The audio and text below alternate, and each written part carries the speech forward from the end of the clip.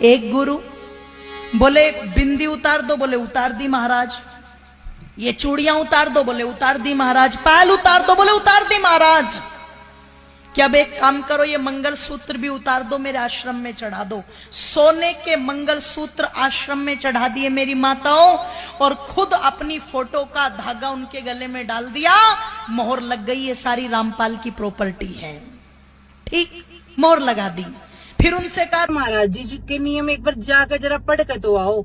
संत रामपाल जी महाराज जी के बारे में अगर कुछ बोल रहे हो तो उसकी रिसर्च तो करो कि संत रामपाल जी महाराज जी ने क्या बोल रखा है।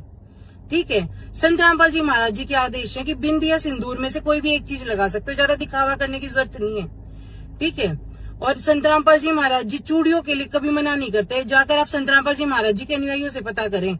संत रामपाल जी महाराज जो इतनी इतनी चूड़ी हो, जो इतनी इतनी पैर है ना, उनने नाटे हैं। एक लिमिटेड पैर हो, वो उससे भी उतना ही काम होगा। इनमें कुछ भी ना ला रही, कुछ ना कर रही।